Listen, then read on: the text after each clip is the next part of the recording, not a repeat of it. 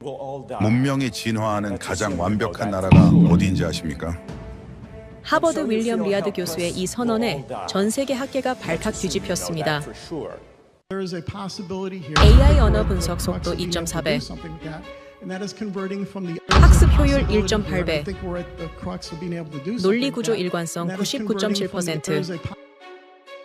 이 모든 수치가 단 하나의 나라를 가리키고 있었기 때문이죠. 그러나 여전히 일부는 외쳤습니다. 그래봤자 모방이고 과학적 증거는 없다며 코웃음을 쳤습니다. 그때 유네스코 본부가 직접 반박했습니다. 한국은 문자 체계에서 문화로, 문명으로 진화한 유일한 국가다. 이제 전 세계가 일제히 묻습니다. 지금 인류가 따라가고 있는 방향, 우리가 생각하는 그 나라가 맞습니까? 지금부터 그 놀라운 현장 속으로 들어가 보시죠. 미국에서 날아온 충격적인 이야기. 바로 시작합니다. 그리고 지금 어디에서 시청하고 계신지 댓글로 남겨주세요.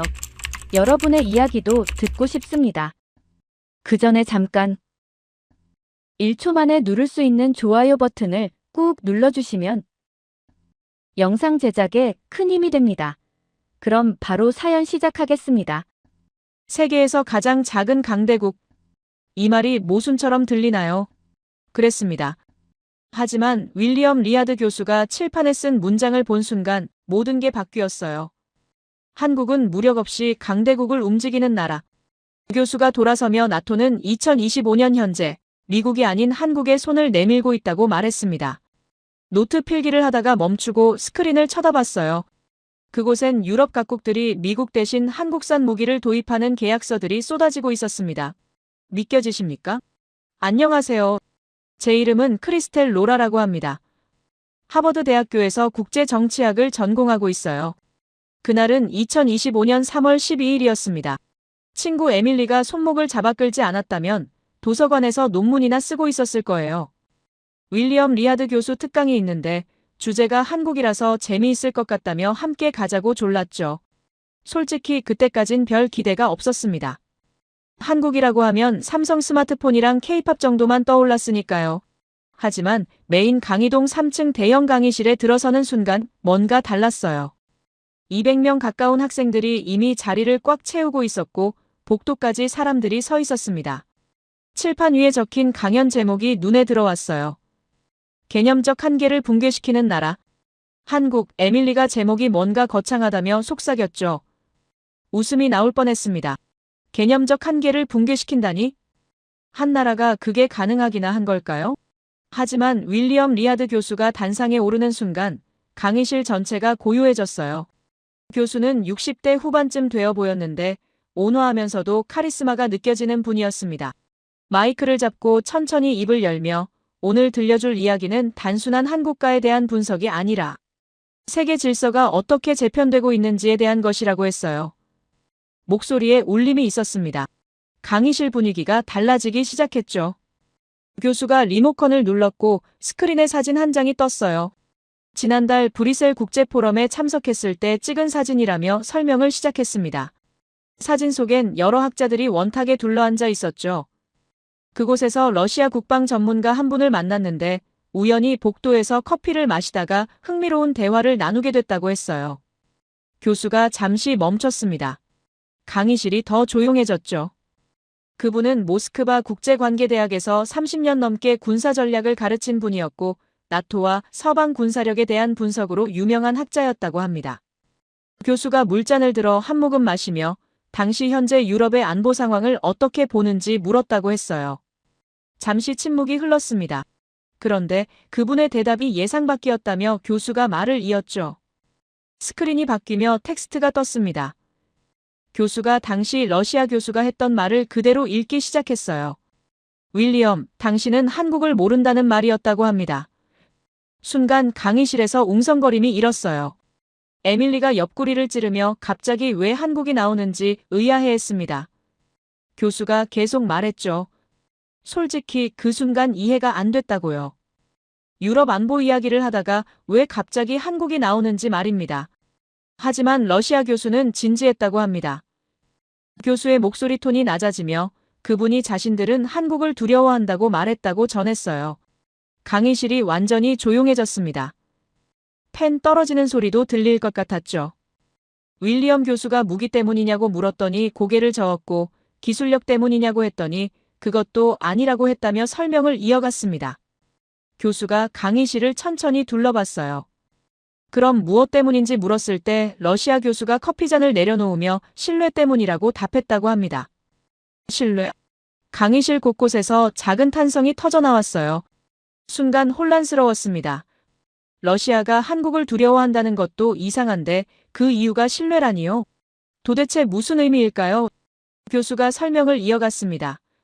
러시아 교수는 미국은 강력하지만 예측 불가능하고 유럽은 통합되어 있지만 느리며 중국은 거대하지만 불투명하다고 평가했다고 해요.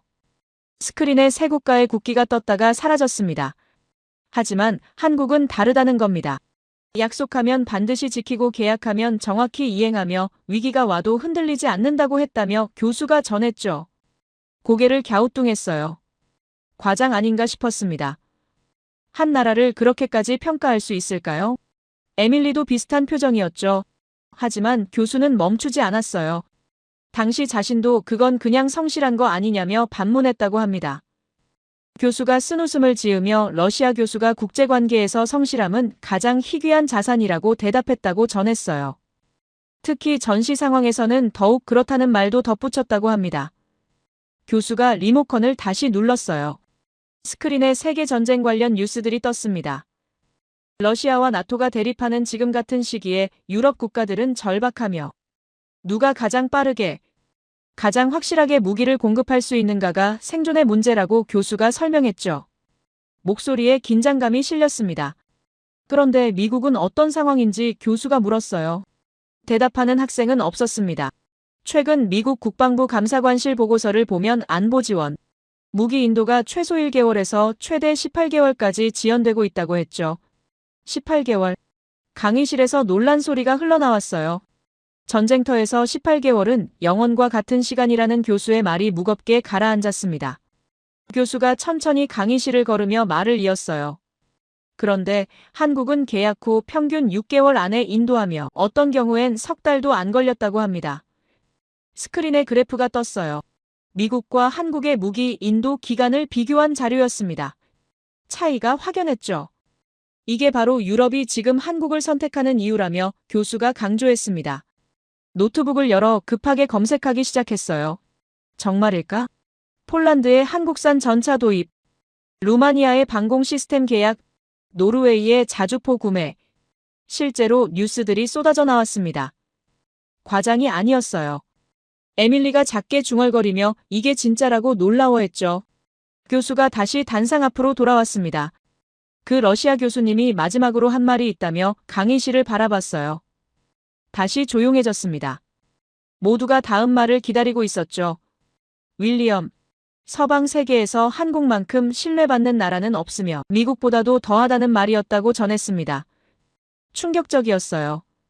러시아 학자가, 그것도 군사 전문가가 이런 평가를 내렸다니요. 하지만 여기서 궁금증이 생긴다며 교수가 칠판 앞으로 걸어갔습니다. 분필을 들어 크게 물음표를 그렸어요. 왜 한국일까요? 왜 하필 한국만이 이런 신뢰를 얻을 수 있었을까요? 질문을 던지고 교수가 강의실을 둘러봤습니다. 독일도 아니고 일본도 아니며 캐나다도 아닌 한국이라는 점이 흥미롭다고 했죠.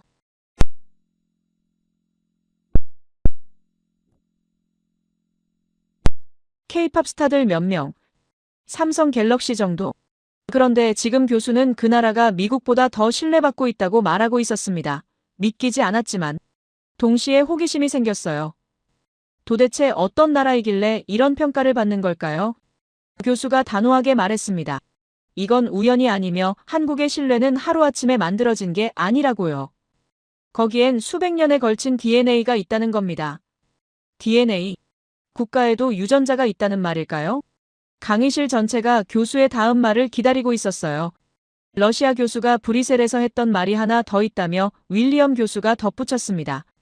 한국 사람들은 강한 자에게는 더 강하고 약한 자에게는 관대하다는 특성이 있으며 이것이 국제관계에서 가장 위험한 조합이라고 했다는 겁니다. 위험한 조합, 무슨 의미일까요? 교수가 설명하기 시작했어요. 강대국에게는 절대 굴하지 않으면서도 약소국이나 위기에 처한 동맹국에게는 신속하게 손을 내민다는 뜻이라고 했습니다. 실제로 지금 유럽이 바로 그 경험을 하고 있다며 교수가 스크린을 가리켰어요. 미국이라는 강대국이 약속을 지키지 못하는 상황에서 한국은 오히려 더 신속하고 정확하게 움직이고 있다는 겁니다. 이게 바로 러시아가 두려워하는 이유라고 했죠. 힘으로 누르는 게 아니라 신뢰로 움직이는 나라. 그래서 더 예측하기 어렵고 막기 힘들다는 평가였습니다. 교수님 리모컨을 들어 스크린을 바꿨습니다. 화면 가득 숫자들이 쏟아지기 시작했어요. 자, 이제 구체적인 증거를 보시죠. 교수의 목소리가 강의실에 울려 퍼졌습니다. 첫 번째 그래프가 떴어요. 미국과 한국의 방산, 무기 인도 기간 비교 자료였습니다. 파란색 막대는 미국, 빨간색 막대는 한국이었죠. 미국 쪽 막대가 압도적으로 길었어요. 평균 18개월, 어떤 품목은 24개월까지 표시되어 있었습니다. 반면 한국은 평균 6개월, 긴급건은 석 달이라고 적혀 있었죠. 손을 들어 질문하는 학생이 있었어요. 교수가 그 학생을 지목했습니다. 마이클 학생이 미국 무기는 왜 이렇게 늦어지는 건지 궁금하다고요. 교수가 잠시 생각하더니 대답했습니다. 여러 이유가 있지만 가장 큰 건 생산 능력의 한계라고 했어요. 미국은 최첨단 무기 개발엔 강하지만 대량 생산 체계가 약하다는 겁니다. 특히 의회 승인 절차가 복잡해서 계약 자체가 지연되는 경우가 많다고 했죠. 작년엔 예산 셧다운으로 50억 달러 규모의 무기 수출이 몇 달간 동결되기도 했다며 교수가 설명했습니다. 반면 한국은 정부와 기업이 긴밀하게 협력하는 시스템이 구축되어 있어서 신속한 의사결정이 가능하다고 했어요. 스크린에 새로운 그래프가 떴습니다. 이번엔 조선산업 자료였어요. 교수가 방산만이 아니라며 말문을 열었습니다. 한국의 신뢰는 조선산업에서도 똑같이 나타난다고 했죠. 화면엔 2024년 글로벌 조선시장 점유율이 표시되어 있었습니다. 한국이 28%로 1위였어요. 중국이 25%, 일본이 15%였습니다. 그런데 더 놀라운 건 따로 있었어요. 교수가 고부가 가치 선박 시장만 따로 보면 한국의 점유율이 60%가 넘는다고 했습니다. 액화천 연가스 운반선, 초대형 컨테이너선, 해양 플랜트 같은 첨단 선박 분야에서는 한국이 압도적이라는 거죠. 에밀리가 노트 여백에 적어놓은 숫자들을 다시 확인했습니다. 믿기지 않는다는 표정이었어요. 교수가 흥미로운 사례를 하나 꺼냈습니다. 미국 정부가 최근 자국, 조선산업 부활을 위해 한국의 도움을 요청했다는 내용이었어요. 트럼프 대통령이 한국을 방문했을 때 한국 정부가 미국 조선산업에 1,500억 달러를 투자하겠다고 공식 발표했다고 했죠. 미국이 한국에게 배우려 한다는 사실이 놀라웠습니다. 화면에 조선소 내부 사진이 떴어요. 거대한 선박이 건조되고 있는 모습이었습니다. 교수가 설명하기 시작했어요. 한국 조선소들은 이미 디지털 조선소 시스템을 완벽하게 구축했다고 합니다. 설계부터 건조까지 모든 과정이 3차원 디지털 모델로 관리되며 인공지능이 최적화된 생산 일정을 짜준다고 했죠. 이게 무슨 의미인지 교수가 풀어서 설명했습니다. 과거엔 배 한 척 만드는데 도면만 수천 장이 필요했고 설계 변경이 있으면 모든 걸 다시 그려야 했다고 해요. 하지만 디지털 트윈 기술을 쓰면 가상 공간에서 먼저 배를 완성하고 문제점을 미리 찾아낼 수 있다는 겁니다. 오류가 줄어들고 공기가 단축되며 비용도 절감된다고 했죠. 미국 정부 관계자들이 한국 조선소를 방문했을 때 가장 놀란 부분이 바로 이 디지털화 수준이었다고 합니다. 교수가 직접 인용한 말이 인상적이었어요. 우리는 아직도 종이 도면을 들고 현장을 뛰어다니는데 한국은 태블릿 하나로 모든 걸 관리하고 있었다는 내용이었죠. 기술 격차가 이미 10년 이상 벌어졌다는 평가였습니다. 교수가 또 다른 슬라이드를 띄웠습니다. 이번엔 러시아 매체 기사였어요. 제목부터 강렬했습니다. 한국이 나토의 새로운 무기고가 되고 있다. 러시아 방산 전문 매체인 보에노의 딜로가 작년에 낸 특집 기사라고 했어요.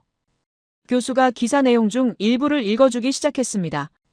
한국 방산업체들의 가장 큰 강점은 신뢰성이라는 대목이 나왔어요. 이건 단순히 성능이나 가격을 의미하는 게 아니라며 기사는 설명했습니다. 계약 체결 후 약속한 일정에 맞춰 실제 전력을 공급하는 능력, 정치적 상황이나 예산 갈등과 무관하게 계약을 이행하는 일관성, 구매국 요구에 맞춰 유연하게 대응하는 태도, 이 모든 걸 포함한 개념이라고 했죠. 러시아 매체가 한국을 이렇게까지 분석했다는 사실이 놀라웠습니다. 적국도 아닌데 왜 이렇게 예의주시하는 걸까요? 교수가 그 이유를 설명했어요. 러시아 입장에서 나토의 동쪽 방어선이 한국산 무기로 빠르게 강화되고 있다는 건 실질적인 위협이라는 겁니다. 그래서 분석할 수밖에 없다고 했죠. 기사는 계속 이어졌습니다. 미국은 여전히 세계 최강의 군사력을 보유하고 있지만 그 힘이 실제 동맹국 손에 쥐어지기까지 걸리는 시간이 점점 길어지고 있다는 내용이 나왔어요. 반면 한국은 상대적으로 빠른 의사결정 구조와 국가 차원의 방산 수출 지원 시스템으로 전시 상황에 가까운 긴급 수요에도 즉각 대응하고 있다고 평가했습니다. 교수가 화면을 가리키며 강조했어요. 여기서 핵심 단어를 주목하라고 했습니다. 즉각 대응. 바로 이게 한국의 힘이라는 겁니다. 말만 하는 게 아니라 실제로 움직인다는 거죠. 약속만 하는 게 아니라 정확히 지킨다는 겁니다. 교수의 목소리에 힘이 실렸어요. 또 다른 사례가 나왔습니다. 폴란드가 K2 전차를 주문한 이유 중 하나가 바로 인도 속도였다고 해요. 독일 레오파르트 전차를 주문하면 5년은 기다려야 하는데 한국 K2는 1년 안에 첫 배치가 가능했다는 겁니다. 전쟁 중인 나라 바로 옆에서 지켜보는 폴란드로서는 당장 필요한 전력이었죠. 선택은 명확했습니다. 화면에 또 다른 그래프가 떴어요. 최근 3년간 한국 방산 수출 증가 추이였습니다. 2022년 170억 달러, 2023년 240억 달러, 2024년 310억 달러. 가파른 상승 곡선이었죠. 에밀리가 작게 감탄사를 내뱉었습니다. 불과 3년 만에 거의 2배가 된 겁니다. 교수가 의미심장한 말을 덧붙였어요.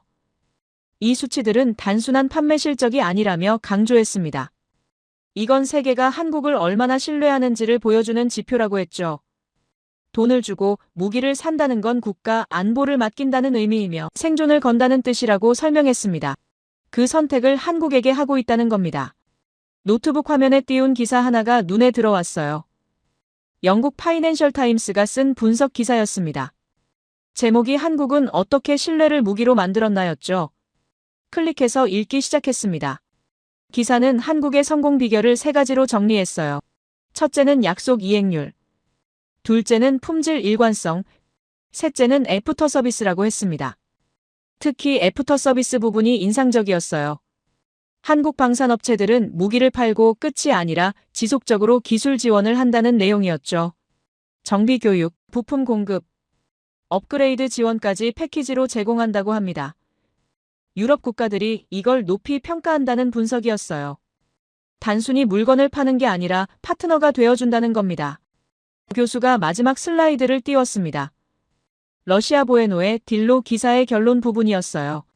한국이 가장 위험한 이유는 무기가 아니라 신뢰라는 문장이 크게 표시되어 있었습니다. 교수가 천천히 읽었죠. 한국은 신뢰를 납품하는 나라다. 그리고 신뢰야말로 가장 강력한 무기다.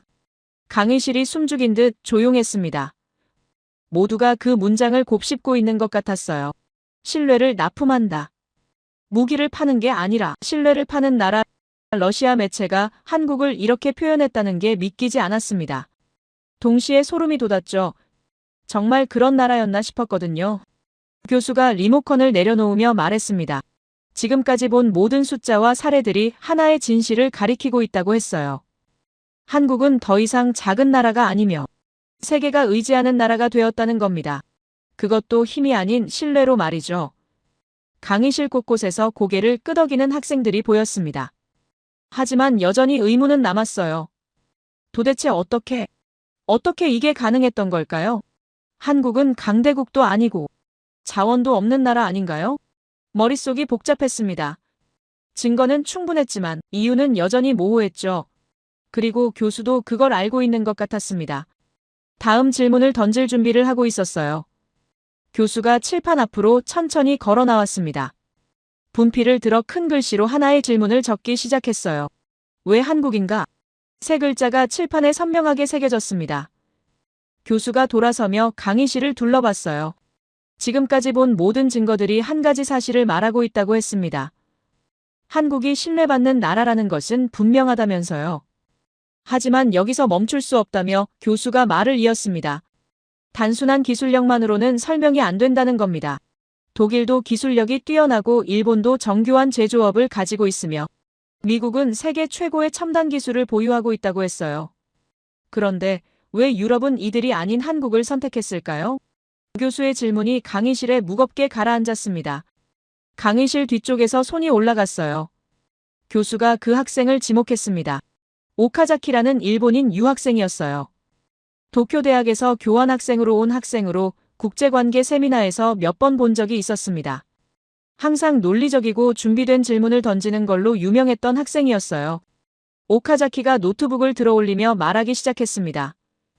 교수님께서 보여주신 자료들이 흥미롭지만 한 가지 간과하신 부분이 있다고 했어요.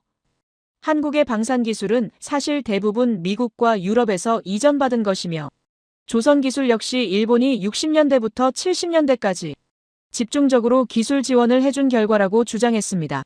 강의실 분위기가 미묘하게 변했어요. 오카자키는 준비해온 자료를 스크린에 띄웠습니다. 일본 조선공학회가 발표한 논문이었어요.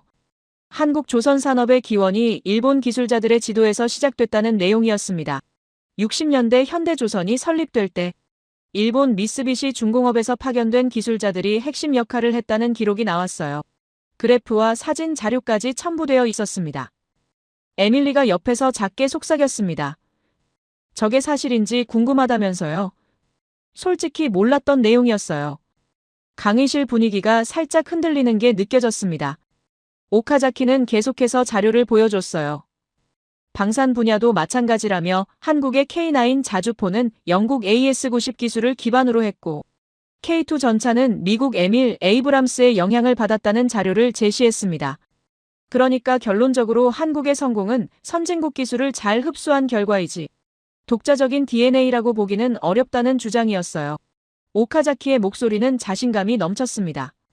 몇몇 학생들이 고개를 끄덕이는 게 보였어요. 일리 있는 지적처럼 들렸거든요. 교수는 조용히 오카자키의 발표를 듣고 있었습니다. 표정에 동요가 전혀 없었어요.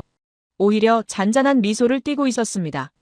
오카자키가 발표를 마치고 앉았을 때 교수가 천천히 입을 열었어요. 매우 좋은 지적이라며 먼저 인정했습니다. 실제로 한국이 선진국 기술을 배운 건 사실이라고 했어요. 하지만 여기서 한 가지 질문을 던지고 싶다며 교수가 칠판에 새로운 문장을 적기 시작했습니다. 기술 이전은 많은 나라가 받았다. 그런데 왜 한국만 성공했는가? 교수가 돌아서며 평범한 톤으로 말했어요. 필리핀도 미국에게서 기술을 받았고 인도네시아도 일본에게서 조선 기술을 배웠으며 터키도 독일에게서 방산 기술을 이전받았다고 했습니다. 그런데 왜 그 나라들은 지금 세계 시장을 주도하지 못하고 있을까요? 교수의 질문이 강의실에 울려 퍼졌습니다. 오카자키의 얼굴이 약간 굳어지는 게 보였어요. 교수는 여전히 차분한 목소리로 계속했습니다. 기술 이전은 씨앗을 주는 것과 같다며 설명했어요. 하지만 그 씨앗을 싹 틔우고 나무로 키우며 숲을 만드는 건 전혀 다른 차원의 능력이라는 겁니다. 교수가 새로운 자료를 스크린에 띄웠습니다. 한국 조선 산업의 발전 과정을 보여주는 타임라인이었어요. 60년대 말 현대조선 설립 당시엔 확실히 일본 기술자들의 도움을 받았다는 기록이 있었습니다. 하지만 70년대 중반부터는 달라졌어요. 한국 엔지니어들이 독자적으로 설계를 개선하기 시작했고 80년대에는 역으로 새로운 공법을 개발해냈다는 자료가 나왔습니다. 특히 인상적인 부분이 있었어요. 90년대 초반 한국이 개발한 블록 공법이라는 기술이었습니다. 배를 여러 블록으로 나눠 동시에 제작한 뒤 조립하는 방식인데 이게 세계 조선 산업의 표준이 됐다고 했어요. 교수가 강조했습니다. 이건 일본에게서 배운 기술이 아니라 한국이 독자 개발한 혁신이라고요. 오카자키가 노트북을 만지작거리는 게 보였습니다. 뭔가 반박 자료를 찾는 것 같았어요. 하지만 교수는 멈추지 않았습니다. 방산 분야도 살펴보겠다며 새로운 슬라이드를 띄웠어요. K9 자주포가 영국 기술을 기반으로 했다는 건 맞지만 그게 전부는 아니라는 내용이었습니다. 한국은 그 기술을 받아들인 뒤 자동 장전 시스템을 완전히 새로 설계했고 사격 통제 시스템을 독자 개발했으며 기동성을 획기적으로 개선했다는 자료가 나왔어요. 그 결과 원본인 영국 AS-90보다 성능이 더 좋아졌고 지금은 역으로 유럽 국가들이 한국 K9을 구매하고 있다는 겁니다. 아이러니했습니다. 교수가 의미심장한 문장을 덧붙였어요.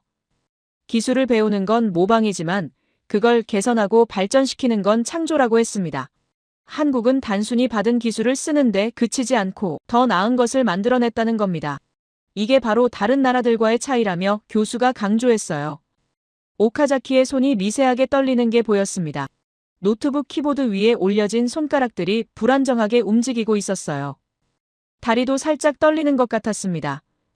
의자 아래에서 발을 계속 움직이고 있었거든요. 멋쩍은 웃음을 지으며 고개를 숙였습니다. 반박할 자료를 찾지 못한 것 같았어요. 교수가 다시 칠판 앞으로 걸어갔습니다. 이제 핵심 질문으로 돌아가겠다며 분필을 들었어요. 한국 사람들은 태어날 때부터 다른가? 질문을 적고 돌아서며 대답했습니다. 아니라고요. 한국 사람들도 똑같은 인간이며 특별한 유전자를 가진 것도 아니라고 했습니다. 하지만 한국에는 DNA가 있다며 교수가 선언했어요. 생물학적 DNA가 아니라 문화적 DNA라고 설명했습니다. 수백 년에 걸쳐 형성된 사고방식과 가치관, 그리고 행동 패턴이라는 겁니다. 이게 바로 기술을 받아들여 더 나은 것을 만들어내는 힘의 원천이라고 했어요. 강의실이 다시 집중 모드로 들어갔습니다. 모두가 교수의 다음 말을 기다리고 있었어요. 교수가 칠판에 큰 글씨로 적기 시작했습니다. 3가지 DNA. 손을 멈추고 강의실을 천천히 둘러봤어요. 첫 번째 DNA는 정교함의 DNA. 두 번째는 논리의 DNA. 세 번째는 진화의 DNA라고 했습니다. 무슨 의미인지 궁금해지기 시작했어요. DNA라는 표현이 처음엔 이상하게 들렸는데 교수 설명을 듣다 보니 점점 이해가 됐습니다. 문화가 대를 이어 전달되는 방식이 유전자와 비슷하다는 거였어요. 눈에 보이지 않지만 확실히 존재하며 세대를 거쳐 이어진다는 겁니다. 교수가 브뤼셀 국제포럼에서 러시아 교수가 했던 말을 다시 꺼냈습니다. 한국의 신뢰는 하루아침에 만들어진 게 아니라는 말이었어요. 그분은 이미 알고 있었다는 겁니다. 한국에 뿌리 깊은 무언가가 있다는 걸요. 그래서 두려워한다고 했다는 겁니다. 일시적인 성공은 무너뜨릴 수 있지만 DNA에 새겨진 강점은 꺾을 수 없으니까요. 오카자키가 여전히 고개를 숙이고 있었습니다. 손떨림은 멈추지 않았어요. 옆 친구가 괜찮냐고 물어보는 게 들렸습니다. 오카자키가 작게 고개를 끄덕이며 괜찮다고 대답했지만 목소리에 힘이 없었어요. 자신이 제시한 논리가 무너지는 걸 목격한 충격이 컸던 것 같았습니다. 에밀리가 노트에 뭔가 적으며 속삭였습니다. DNA라는 개념이 흥미롭다면서요. 맞는 말 같다고 했어요. 기술은 배울 수 있지만 그걸 활용하는 문화는 쉽게 만들어지지 않는다는 생각이 들었습니다. 한국이 성공한 건 기술을 받았기 때문이 아니라 그 기술을 제대로 쓸 수 있는 문화적 토양이 있었기 때문이라는 거였어요. 교수가 마지막으로 한마디를 덧붙였습니다. 이제부터 그 3가지 DNA를 하나씩 살펴보겠다고 했어요. 첫 번째 DNA인 정교함의 DNA부터 시작하겠다며 새로운 슬라이드를 준비했습니다. 강의실 전체가 숨죽이며 다음을 기다렸어요. 오카자키조차 고개를 들고 스크린을 쳐다보기 시작했습니다. 손으로 펜을 꽉 쥐었습니다. 뭔가 중요한 걸 배우게 될 것 같은 예감이 들었어요. 지금까지는 결과를 봤다면 이제부터는 원인을 파헤치는 시간이 될 것 같았습니다. 왜 한국인가? 이 질문에 대한 진짜 답을 듣게 될 것 같았어요. 교수의 다음 말이 기다려졌습니다. 3가지 DNA. 그 첫 번째 이야기가 시작되려 하고 있었습니다. 교수가 리모컨을 들어 새로운 슬라이드를 띄웠습니다. 화면에 오래된 책 한 권이 나타났어요. 종이가 누렇게 바랜 고서였는데 한자로 빼곡히 적혀 있었습니다. 교수가 천천히 입을 열었어요. 첫 번째 DNA, 정교함의 DNA를 설명하기 위해 시간을 거슬러 올라가야 한다고 했습니다. 650년 전으로 말입니다. 화면에 텍스트가 떴어요. 직지심체 요절. 1377년 교수가 이 책이 인류 역사에서 어떤 의미를 갖는지 아느냐고 물었습니다. 몇몇 학생들이 고개를 갸우뚱했어요. 솔직히 처음 들어보는 이름이었습니다. 교수가 설명하기 시작했어요. 이건 현존하는 세계 최초의 금속활자 인쇄물이라고 했습니다. 잠깐, 금속활자? 구텐베르크가 최초 아니었나요? 에밀리가 작게 중얼거렸습니다. 교수가 그 말을 들은 듯 미소 지으며 대답했어요. 많은 사람들이 그렇게 알고 있지만 사실이 아니라고 했습니다. 구텐베르크의 42행 성경이 나온 게 1455년인데 직지심 최요절은 그보다 무려 78년이나 앞선다고 설명했어요. 78년 숫자가 크게 와닿지 않았는데 교수가 비유를 들어줬습니다. 지금으로 치면 1947년과 2025년의 차이라고 했어요. 한국전쟁이 일어나기 전과 인공지능 시대인 지금만큼의 시간 차이라는 겁니다. 갑자기 실감이 났어요. 엄청난 시간 차이였습니다. 교수가 화면을 바꿨습니다. 직지심체요절의 실제 페이지가 확대되어 나타났어요. 글자들이 선명하게 보였습니다. 650년 전 인쇄물인데도 글자 하나하나가 또렷했어요. 교수가 간조했습니다. 이 정교함을 주목하라고 했습니다. 각 활자의 크기가 일정하고 배열이 정확하며 먹의 농도까지 균일하다고 설명했어요. 하지만 더 놀라운 건 따로 있다며 교수가 새로운 자료를 꺼냈습니다. 금속 활자를 만드는 과정에 대한 연구 논문이었어요.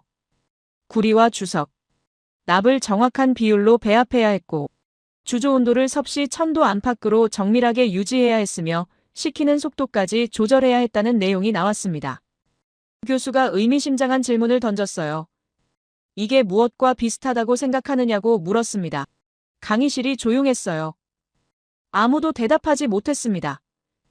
교수가 답을 말해줬어요. 현대 반도체 제조 공정이라고 했습니다. 순간 소름이 돋았어요. 화면에 두 개의 이미지가 나란히 떴습니다. 왼쪽은 금속 활자 제작 과정. 오른쪽은 반도체 웨이퍼 제조 공정이었어요. 교수가 하나씩 비교하기 시작했습니다. 금속 배합 비율의 정확성은 현대 반도체의 도핑 공정과 같고 주조 온도 제어는 웨이퍼 에칭 온도 관리와 유사하며 냉각 속도 조절은 어닐링 과정과 동일한 원리라고 설명했어요. 650년 전에 이미 나노미터 수준의 정밀도를 추구했다는 말이 아니냐고 교수가 강조했습니다. 물론 측정 단위는 달랐지만 완벽함을 추구하는 정신은 똑같았다는 겁니다. 한치의 오차도 허용하지 않는 장인 정신이 바로 여기서 시작됐다고 했어요. 손으로 턱을 괴고 생각했습니다. 과거와 현재가 이렇게 연결되는구나 싶었어요. 한국의 반도체 산업이 세계 최고 수준인 게 우연이 아니었던 겁니다. 600년 전부터 이어져 온 정교함에 대한 집착, 완벽함에 대한 추구가 DNA처럼 새겨져 있었던 거였습니다. 하지만 여기서 더 중요한 질문이 남았다며 교수가 말했어요. 왜 그렇게까지 정교한 금속 활자를 만들어야 했을까요? 단순히 책을 찍어내려면 목판 인쇄로도 충분했다는 겁니다. 실제로 중국은 목판 인쇄를 주로 사용했고 유럽도 초기엔 목판을 썼다고 했습니다. 교수가 심각한 표정으로 설명을 시작했어요. 한국의 지정학적 위치를 생각해보라고 했습니다. 북쪽으론 중국, 서쪽으론 바다 건너 일본. 대륙 세력과 해양 세력 사이에 끼인 땅이었다는 겁니다. 고려 시대만 해도 몽골의 침입을 6차례나 받았고 왜구의 약탈도 끊이지 않았다고 했어요. 나라가 언제 망할지 모르는 상황이었다며 교수가 강조했습니다. 그런 위기 속에서 고려 사람들이 깨달은 게 있었다고 해요. 무력만으로는 거대한 적을 막을 수 없다는 것. 하지만 지식과 문화는 나라가 망해도 살아남을 수 있다는 것. 그래서 지식을 보존하고 전파하는 일이 곧 나라를 지키는 일이라고 생각했다는 겁니다. 화면에 새로운 텍스트가 떴어요. 나라가 망하면 안 된다. 교육이 무너지면 안 된다. 이 두 문장은 똑같다. 교수가 이 등식을 설명하기 시작했습니다. 현대 한국 사람들이 교육에 유독 열정적인 이유. 자녀 교육을 위해서라면 모든 걸 쏟아붓는 이유가 바로 여기에 뿌리를 두고 있다고 했어요. 이건 단순한 출세욕이 아니라며 교수가 강조했습니다. 생존 본능이라는 겁니다. 지정학적으로 강대국에 둘러싸인 작은 나라가 살아남으려면 국민 한 명 한 명이 뛰어나야 한다는 절박함. 교육이 무너지면 나라가 무너진다는 역사적 경험. 이게 DNA처럼 각인되어 있다는 거였어요. 갑자기 한국 유학생들이 도서관에서 밤늦게까지 공부하던 모습이 떠올랐습니다. 처음엔 그저 열심히 하는구나 정도로만 생각했는데 이제 다르게 보였어요. 그들의 몸에 흐르는 600년 역사의 무게가 느껴지는 것 같았습니다. 교수가 더 깊이 파고들었어요. 금속 활자가 단순한 인쇄 기술이 아니었다고 했습니다. 이건 위기 대응 시스템이었다는 겁니다. 몽골이 쳐들어와 궁궐을 불태워도 금속 활자만 있으면 책을 다시 찍어낼 수 있었고, 왜구가 도서관을 약탈해도 활자가 남아있으면 지식을 복원할 수 있었다는 거였어요. 목판은 한번 불타면 끝이지만 금속 활자는 반영구적이라며 교수가 설명했습니다. 이게 바로 한국 사람들이 그토록 정교한 금속 활자를 만든 이유라고 했어요. 생존을 위한 선택이었다는 겁니다. 강의실이 숙연해졌습니다. 단순한 기술 이야기가 아니라 민족의 생존 전략에 대한 이야기였거든요. 오카자키가 노트에 뭔가 열심히 적고 있는 게 보였습니다. 아까의 멋쩍은 표정은 사라지고 진지하게 필기 중이었어요. 좀 전에 반박하려다 오히려 배우게 된 것 같았습니다. 손떨림도 멈춘 것 같았어요. 교수가 화면을 바꿨습니다. 조선시대 이야기로 넘어갔어요. 세종대왕이 집현전 학자들과 함께 수많은 책을 편찬한 이야기가 나왔습니다. 농사직설, 의방유취, 삼강행실도 리스트가 끝없이 이어졌어요. 모두 금속 활자로 인쇄됐다고 했습니다. 왜 이렇게 많은 책을 만들었을까요? 교수가 질문을 던졌어요. 대답은 명확했습니다. 백성들이 지식을 가져야 나라가 강해진다는 믿음 때문이라고 했습니다. 농민이 농사 기술을 알아야 생산력이 올라가고, 의원이 의학 지식을 가져야 백성이 건강해지며 관리가 윤리를 배워야 나라가 바로 선다는 생각이었다는 겁니다. 이게 바로 교육강국 DNA의 시작이라며 교수가 강조했어요.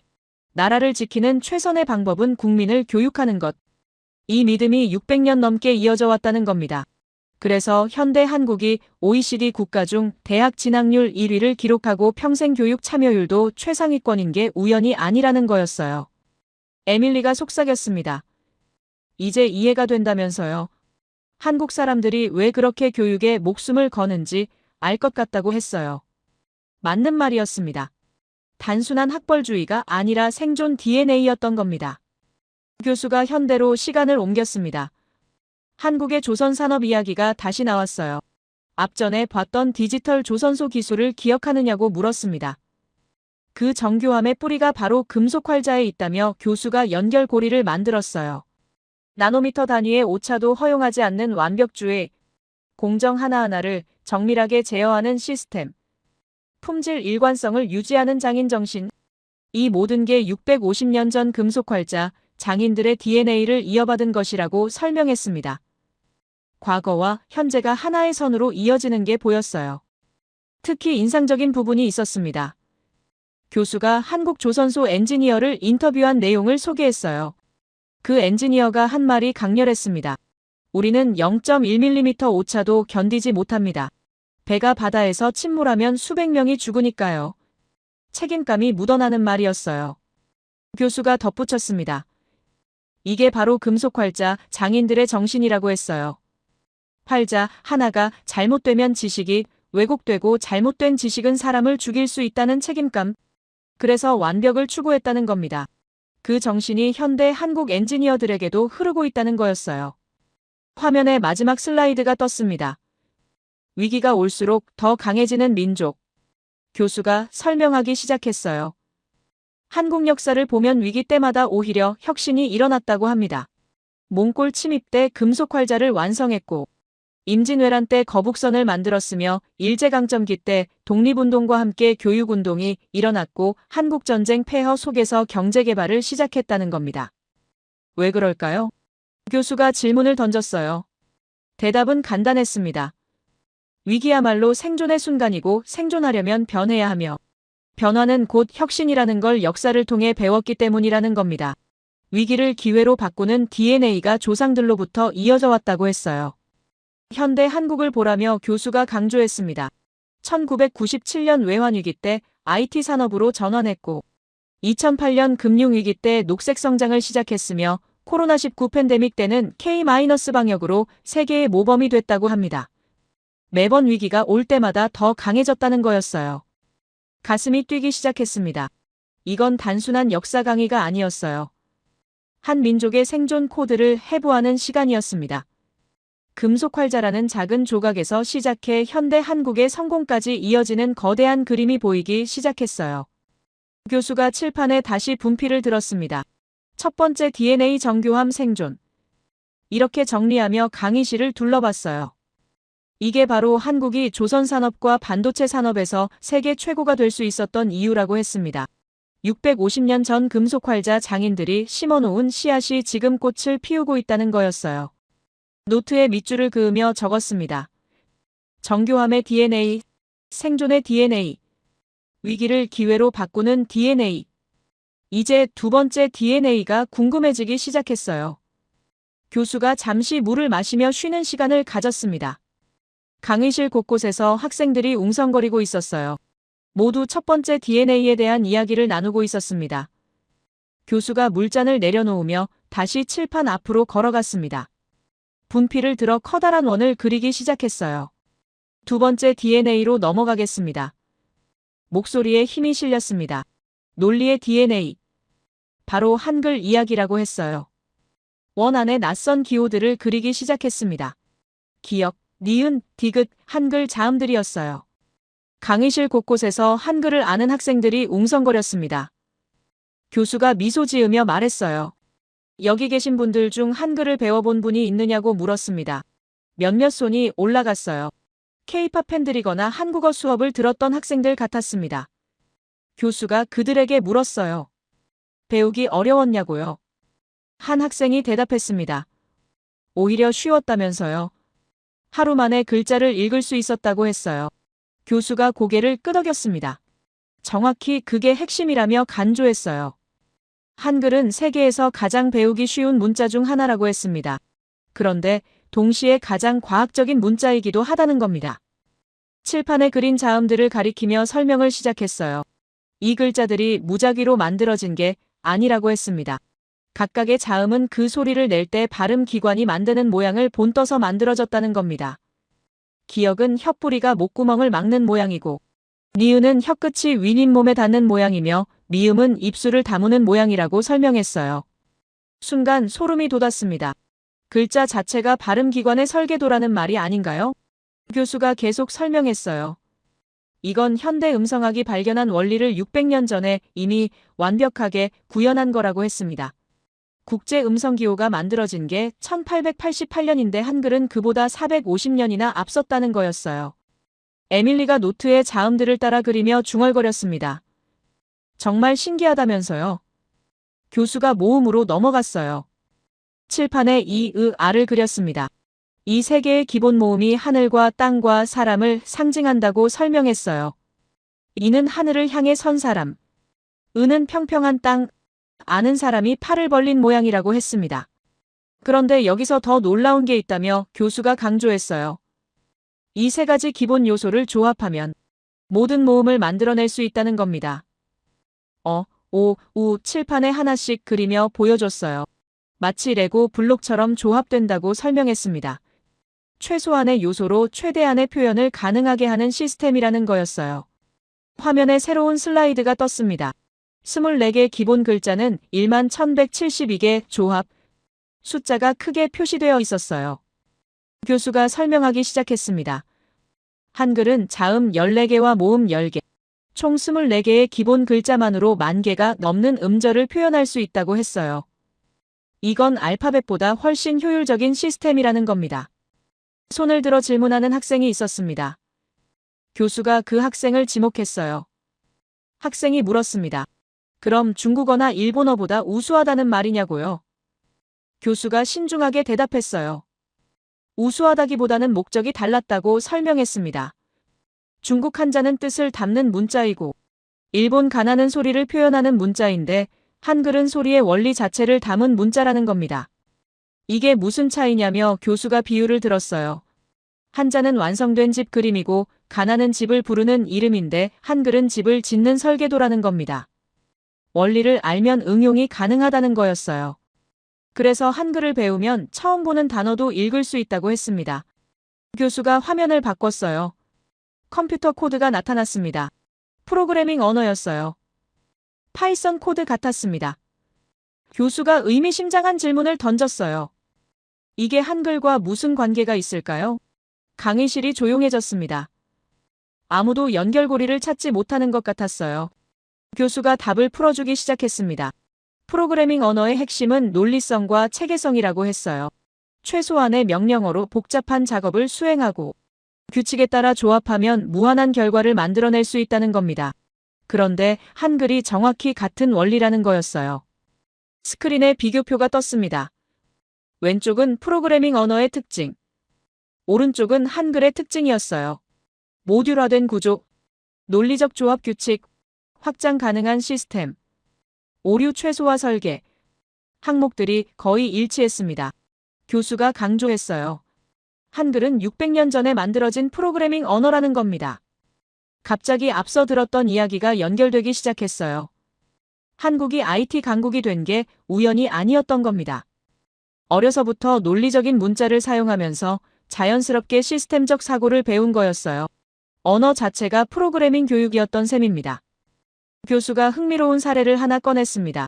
구글과 마이크로소프트 같은 글로벌 IT 기업들이 최근 한글의 구조를 연구하고 있다는 내용이었어요. 인공지능, 자연어 처리 분야에서 한글의 체계성이 큰 장점으로 작용한다는 겁니다.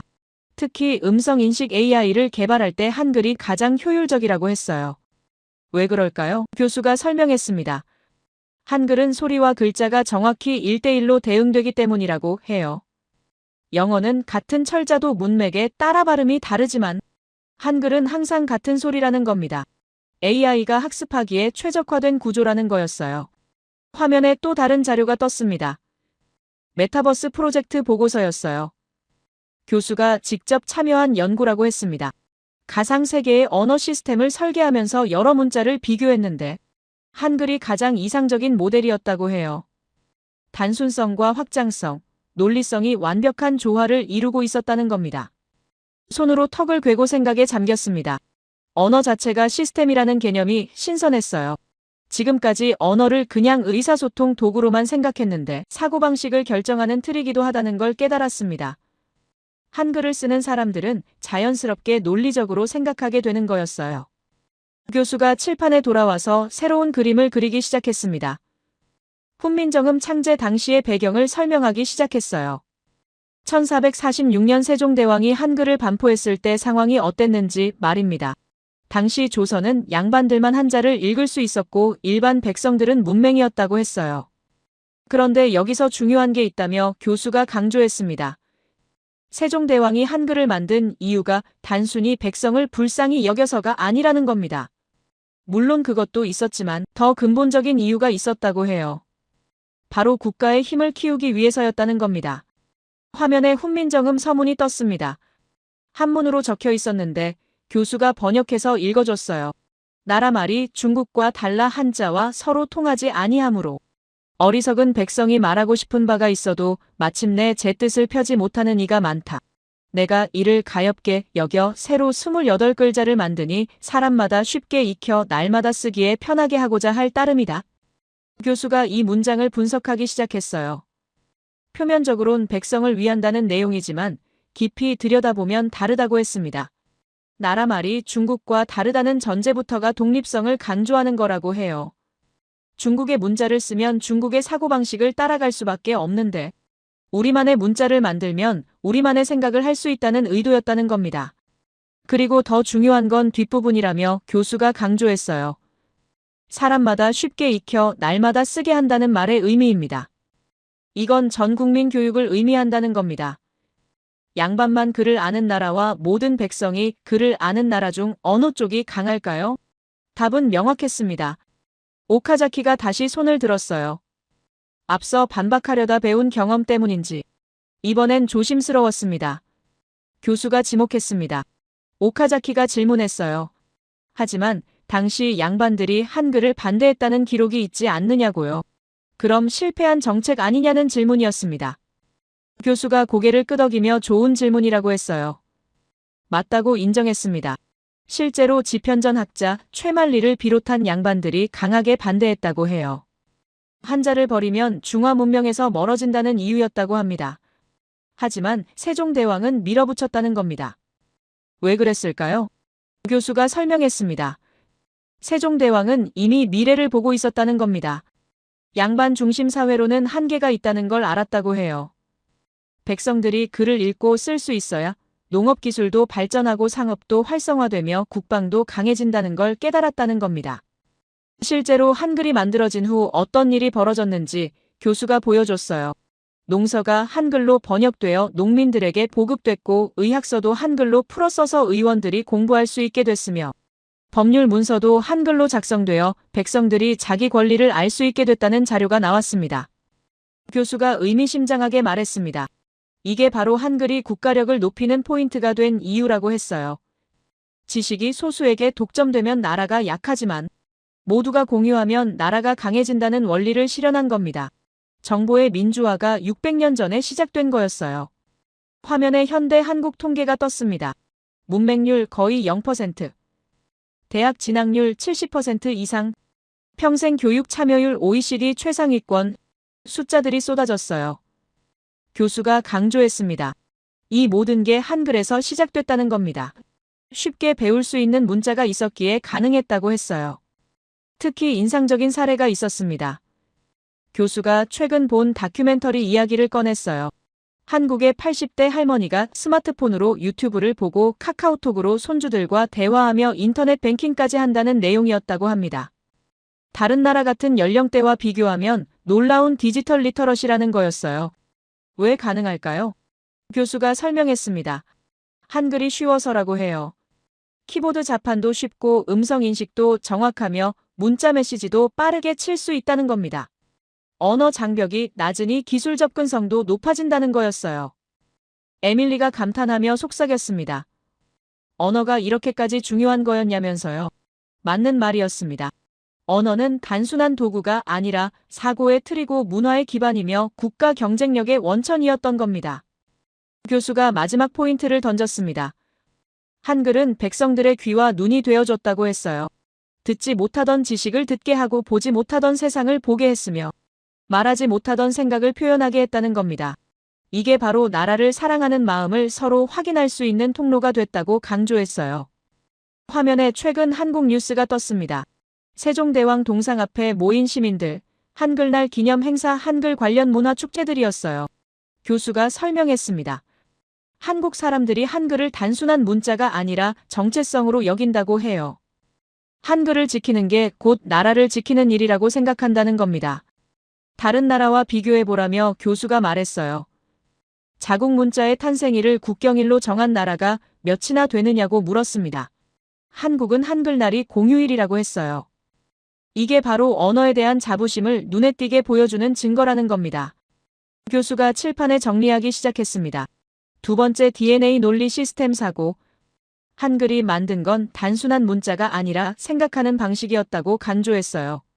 논리적으로 조합하고 체계적으로 확장하며 효율적으로 표현하는 능력. 이게 바로 현대 한국이 IT 강국이 되고 AI 시대를 선도하는 이유라고 했습니다. 가슴이 벅차올랐습니다. 금속 활자에서 시작된 정교함의 DNA에 이어 한글이 만든 논리의 DNA까지 퍼즐 조각들이 하나씩 맞춰지고 있었어요. 이제 세 번째 DNA만 남았습니다. 교수가 잠시 쉬는 시간을 갖자며 리모컨을 내려놨어요. 강의실 곳곳에서 학생들이 한글을 따라 쓰며 이야기를 나누고 있었습니다.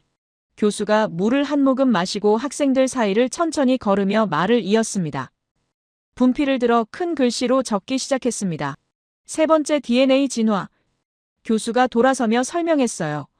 한국 사람들에게는 멈추지 않고 배우는 DNA가 있다는 겁니다. 나이가 들어도 새로운 것을 배우고 시대에 뒤처지지 않으려고 노력하며 끊임없이 자신을 업데이트한다는 거였어요.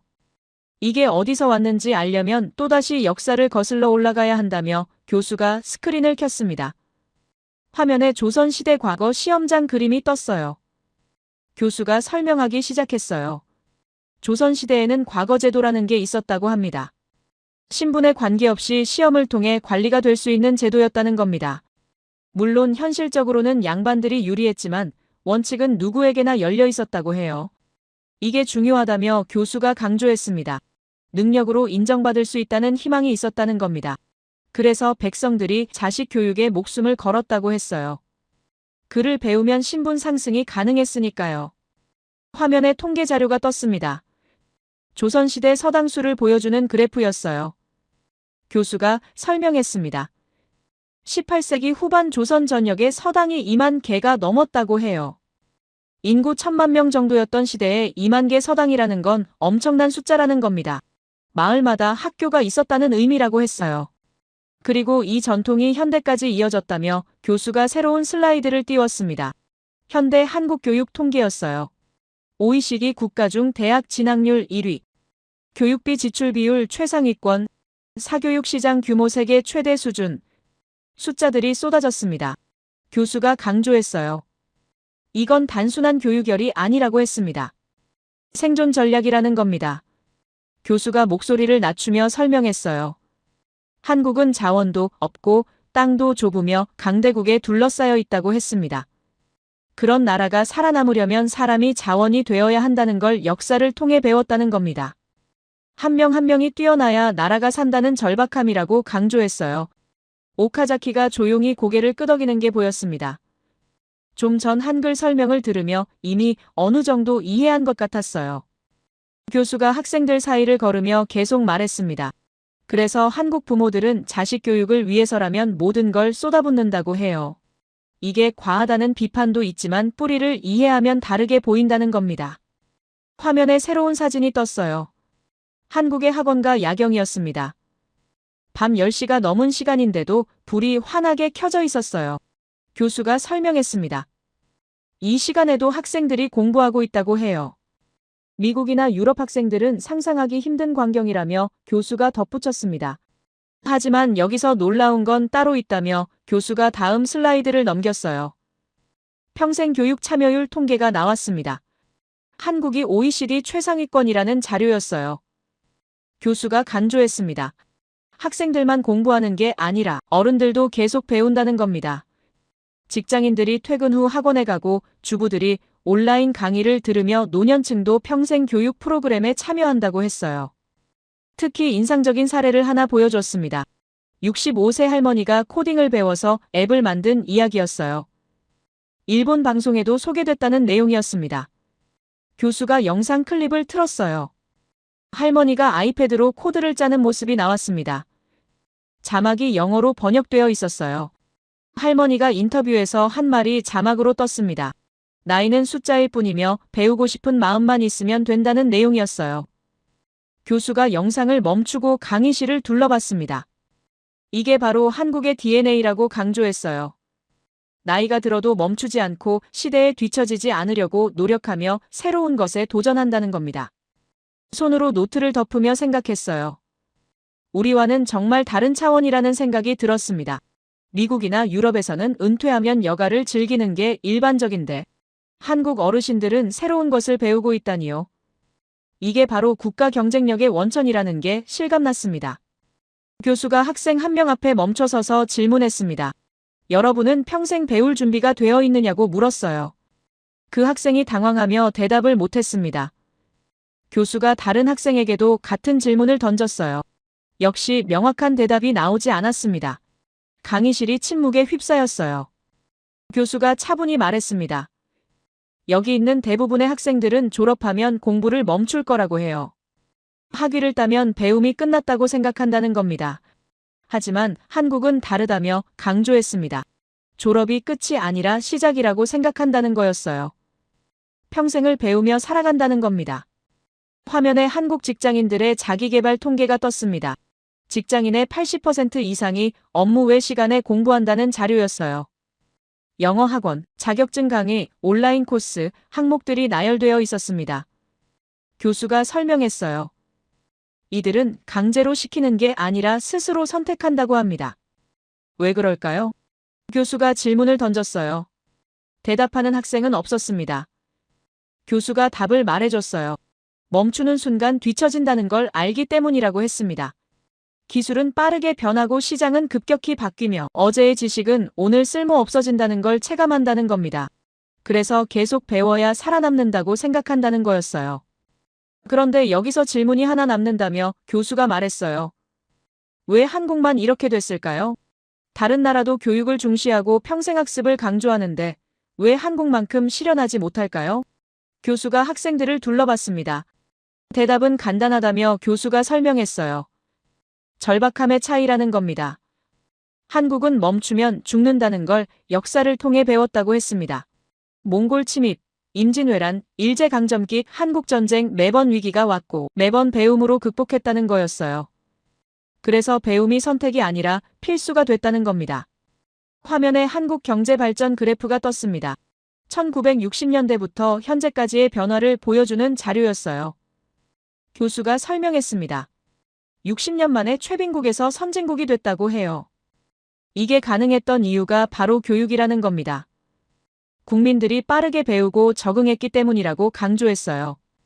특히 인상적인 통계가 있었습니다. 1960년대 한국의 문맹률은 40%였다고 해요. 그런데 불과 20년 만에 거의 0%로 떨어졌다는 겁니다. 교수가 간조했습니다. 이건 기적이라고 해요. 한 세대 만에 전 국민이 글을 읽고 쓸 수 있게 됐다는 거였어요. 어떻게 가능했을까요? 교수가 설명했습니다.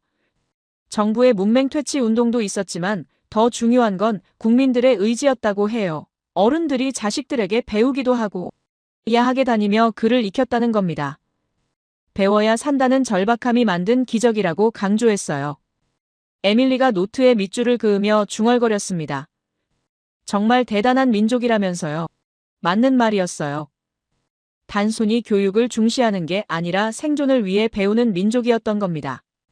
이 DNA가 지금도 이어지고 있다는 게 놀라웠어요. 교수가 마지막 포인트를 던졌습니다. 그래서 한국 어르신들이 스마트폰을 쓸 수 있는 거라고 했어요. 배우지 않으면 손주들과 대화할 수 없고 시대에 뒤처진다는 걸 알기 때문이라는 겁니다. 이게 바로 평생학습 DNA의 힘이라며 강조했습니다. 교수가 칠판 앞으로 걸어가며 분필을 들었습니다. 이제 모든 걸 연결해보겠다고 말했어요. 세 개의 원을 그리기 시작했습니다. 첫 번째 원 안에 정교함이라고 적었고 두 번째 원엔 논리를 적었으며 세 번째 원엔 진화라고 썼어요. 그리고 세 원이 겹치는 중심부에 큰 글씨로 신뢰라고 적었습니다. 강의실 전체가 숨을 죽이고 지켜봤어요. 교수가 천천히 설명하기 시작했습니다. 금속 활자의 정교함은 현대 조선 산업의 완벽성으로 이어졌다고 했어요. 0.1mm 오차도 허용하지 않는 장 인정신이 배 한 척 한 척에 녹아있다는 겁니다. 그래서 한국 조선소가 약속한 납기를 정확히 지킬 수 있다고 강조했어요. 한글의 논리성은 시스템적 사고를 만들었다며 교수가 두 번째 원을 가리켰습니다. 어려서부터 논리적인 문자를 쓰면서 자연스럽게 체계적으로 생각하는 능력이 생겼다는 겁니다.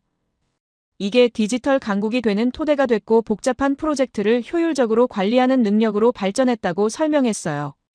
교육열은 약속 준수 문화를 만들었다며 세 번째 원을 가리켰습니다.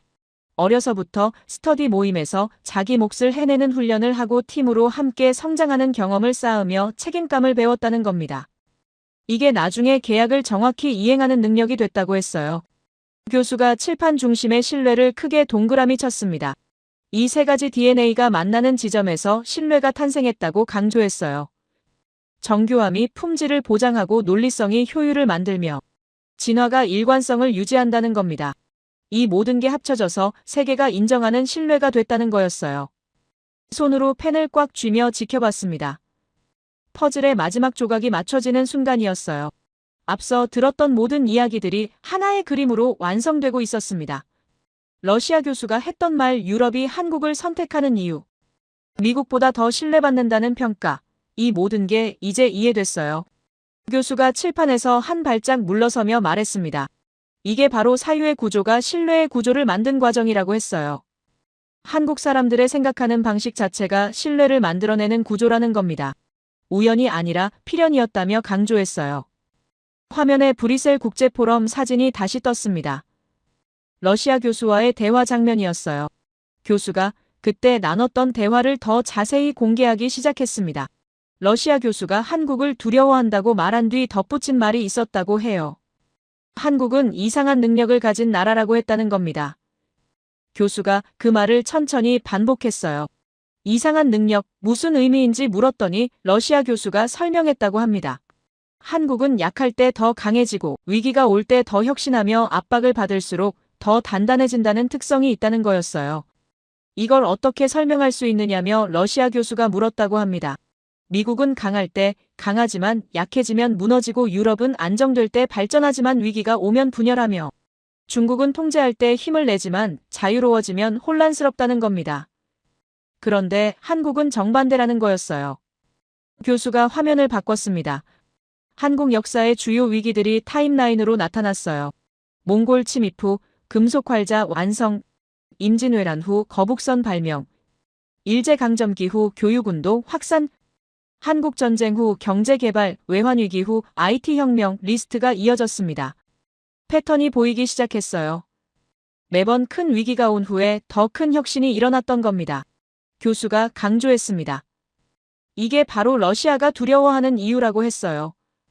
한국은 압박으로 꺾을 수 없고 제재로 멈출 수 없으며 위협으로 굴복시킬 수 없다는 겁니다. 오히려 더 강해지니까요. 오카자키가 노트에 열심히 뭔가 적고 있었습니다. 처음 반박하려던 모습은 온데간데 없고 진지하게 배우는 학생의 모습이었어요. 에밀리도 입을 벌린 채 스크린을 쳐다보고 있었습니다. 강의실 전체가 하나의 흐름에 빨려들고 있었어요. 교수가 목소리에 힘을 실어 말했습니다. 그래서 러시아 교수가 마지막으로 한 말이 있다고 했어요. 윌리엄, 한국은 힘으로 세계를 바꾸는 나라가 아닙니다. 신뢰로 세계를 바꾸는 나라입니다. 그리고 그게 더 위험합니다. 강의실이 완전히 고요해졌습니다. 왜 더 위험할까요? 교수가 설명하기 시작했어요. 힘은 막을 수 있지만 신뢰는 막을 수 없다는 겁니다. 군사력은 대응할 수 있지만 신뢰는 대응 방법이 없다는 거였어요. 사람들이 자발적으로 선택하는 걸 어떻게 막을 수 있겠느냐며 교수가 물었습니다. 화면에 현재 세계 지도가 떴어요. 한국과 계약을 맺은 나라들이 파란색으로 표시되기 시작했습니다. 유럽부터 중동, 동남아시아, 남미까지 점점 늘어나는 게 보였어요. 교수가 설명했습니다. 이게 신뢰의 힘이라고 했어요. 총칼로 얻은 게 아니라 약속을 지켜서 얻은 거라는 겁니다. 그리고 이게 바로 한국이 약소국에서 중심축이 된 과정이라며 교수가 강조했습니다. 지정학적으로 강대국 사이에 낀 땅이었지만 이제는 그 위치가 장점이 됐다는 겁니다. 모두와 연결될 수 있는 허브가 됐다는 거였어요. 교수가 칠판의 다이어그램을 다시 가리켰습니다. 여러분이 오늘 본 건 단순히 한국가의 성공 스토리가 아니라고 했어요. 이건 신뢰가 어떻게 세계 질서를 재편하는지 보여주는 사례라는 겁니다. 21세기는 힘의 시대가 아니라 신뢰의 시대이며 한국이 그 중심에 서 있다고 강조했어요. 가슴이 뛰기 시작했습니다. 전율이 느껴졌어요. 이제야 이해했습니다. 앞서 러시아 교수의 말이 과장이 아니었던 겁니다. 한국은 정말로 세계를 바꾸고 있었던 거예요. 조용하지만 확실하게 힘이 아닌 신뢰로 말입니다. 교수가 마지막 슬라이드를 띄웠습니다. 빈 화면에 단 하나의 문장만 적혀 있었어요. 물질보다 강한 것은 보이지 않는 힘이다. 교수가 천천히 읽으며 설명하기 시작했습니다. 세상 사람들은 전차와 군함과 미사일을 보며 힘을 평가하지만 진짜 힘은 보이지 않는 곳에 있다고 했어요. 신뢰, 약속, 책임, 이런 눈에 보이지 않는 것들이 실제로는 어떤 무기보다 강하다며 교수가 강조했습니다. 한국이 가진 건 바로 이런 힘이라고 했어요. 그래서 선진국 반열에 올라섰고 강대국들 사이에서 견제 대상이 되며 동시에 선망의 대상이 됐다는 겁니다. 교수가 리모컨을 내려놓으며 마지막 말을 했습니다. 한국은 작은 나라이지만 큰 영향력을 가진 나라가 됐다고 했어요. 자원은 없지만 사람이 자원인 나라. 영토는 좁지만 신뢰는 넓은 나라. 그리고 무엇보다 멈추지 않고 진화하는 나라라고 정리했습니다. 여러분도 각자의 나라로 돌아가서 생각해 보시길 바란다며 교수가 말했어요. 무엇이 진정한 국가의 힘인지, 어떻게 신뢰를 만들어낼 수 있는지를 말입니다. 그리고 한국이 보여준 길이 인류에게 어떤 의미인지도 생각해 보시길 바란다고 했습니다. 창밖 하늘이 붉게 물들고 있었어요. 보스턴의 빌딩들 사이로 석양이 지고 있었습니다. 문득 생각이 들었어요. 오늘 들은 건 단순히 한 국가의 이야기가 아니라 인류의 미래를 본 것 같았습니다. 힘이 아닌 신뢰로, 무기가 아닌 약속으로, 압박이 아닌 협력으로 세계를 바꿀 수 있다는 가능성을 본 겁니다. 한국이 그걸 증명하고 있었어요. 작은 나라이지만 큰 울림을 만들어내고 있었습니다. 제 이야기를 끝까지 들어주셔서 감사합니다. 모두 안녕히 계세요. 오늘의 사연 어떻게 들으셨나요? 세상은 빠르게 변하지만 신뢰나 진심 같은 건 여전히 변하지 않는 것 같아요. 우리가 누군가를 믿는 순간 세상도 조금은 더 단단해지지 않을까요? 이 이야기의 끝이 곧 새로운 시작일지도 모르겠네요. 여러분의 생각을 아래 댓글에 남겨주세요. 그리고 감동적인 사연을 주변 사람들과 공유하고 함께 이야기 나눠보세요. 마지막으로 1초밖에 걸리지 않는 구독과 좋아요, 알림 설정은 영상 제작에 큰 힘이 됩니다. 지금까지 감동을 담아 여러분께 진심을 전하는 감동담기였습니다. 오늘 하루도 행복한 하루 보내세요.